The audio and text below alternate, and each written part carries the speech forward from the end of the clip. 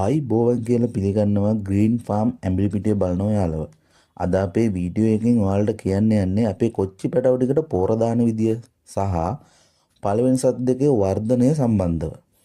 ඉතින් අපේ වීඩියෝ වලින් ඔයාලව දැනුවත් කරන්නේ යම් කිසි භෝගයක් වගා කරලා ඒ සම්බන්ධව අපේ එක්ස්පීරියන්ස් එක ඔයාලා සමග ෂෙයා කරගන්න එක. ඉතින් පළවෙනි භෝගයේ විදියට Hot Dragon F1 කියන කොච්චි ප්‍රභේදය තමයි අපි තෝරගත්තේ. දැන්ට අපි වගා මාධ්‍ය සකසා ගන්න හැටි සහ නිවැරදිව පැලයක් හිටව ගන්න ආකාරය පිළිබඳව වීඩියෝ දාලා තියෙනවා.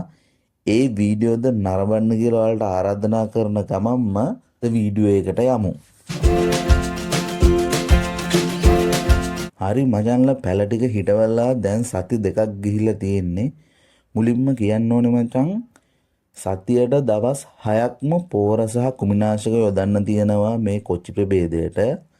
අපි ඒකට කාලසටහනක් හදා ගන්න ඕනේ. මම හදාගත්තු කාලසටහන තමයි ඔයාලා එක්ක මේ විදියට ෂෙයා කරගන්න යන්නේ. මේ දැන් මම පහත සඳහන් කරන කුමිනාශක සහ පෝර වර්ග ටික තමයි මාරුවමනෝඩ අපි යොදන්න තියෙන්නේ.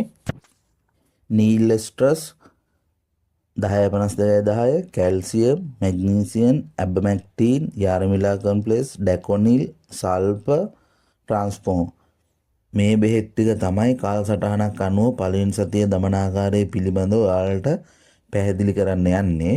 කුමිනාශක ඉසීම සඳහා අඟහරුවාදා සහ සෙන්සුරාදා දින දෙකද ඊතුරු දවස් 4 පොහොර දාන්න යොදාගත්තා.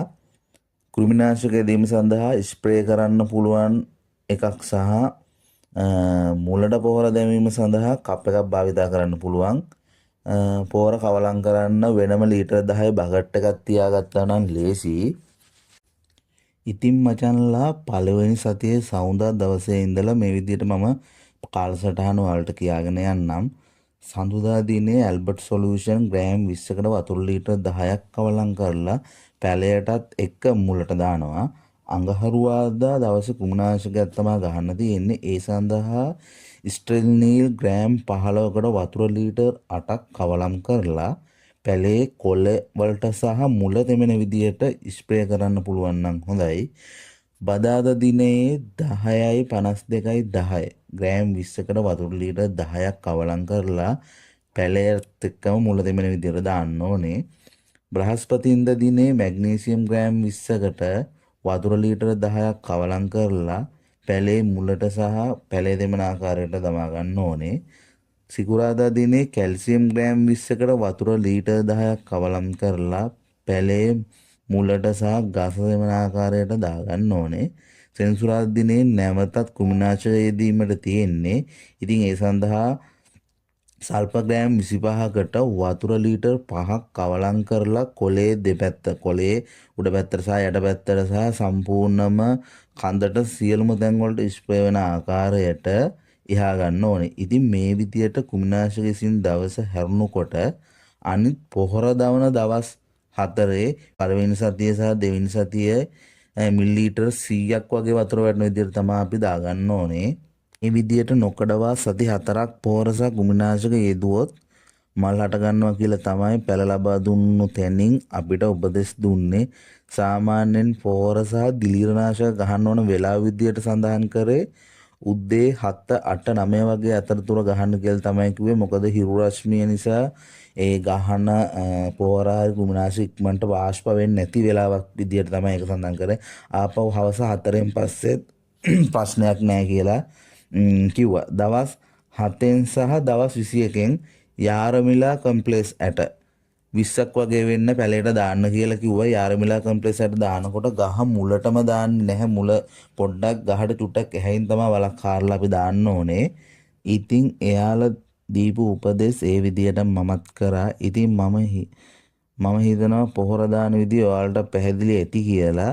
කුමිනාශක ගහනකොට කුමිනාශක වර්ග ටික මාරුවට තමා ගහන්න ඕනේ. මම හදාගත්තු කාලසටහනේ පහළ ඩිස්ක්‍රිප්ෂන් එකේ දානවා. ඔයාලටත් ඒක මම මේ විදිහට තමයි මාරුවට හදාගෙන තියෙන්නේ.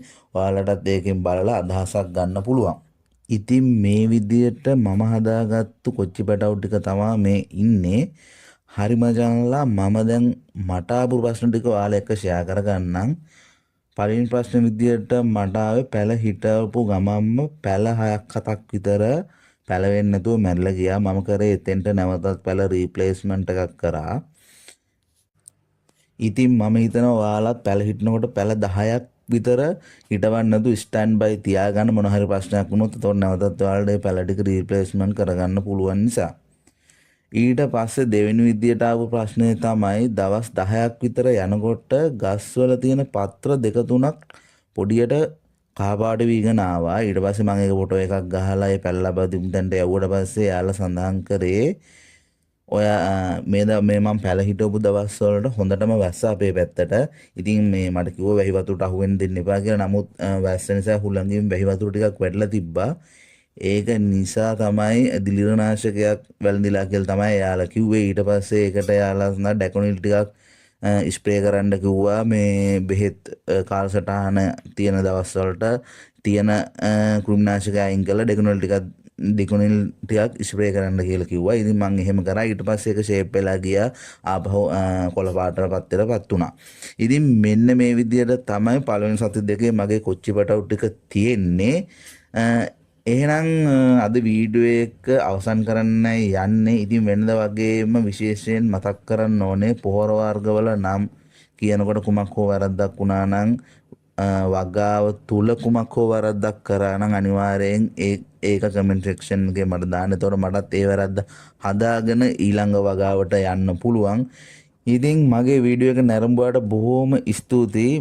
මේ වීඩියෝ හොඳයි නම් අනිවාර්යයෙන්ම ලයික් එකක් දාලා සබ්ස්ක්‍රයිබ් කරලා දාලා වගේ යාළුවන්ට බලන්න ෂෙයා කරන්න කියලා ඉල්ලන ගමන්ම මම එහෙනම් නවිදිනවා අයිබෝවන් සියලු දෙනාටම.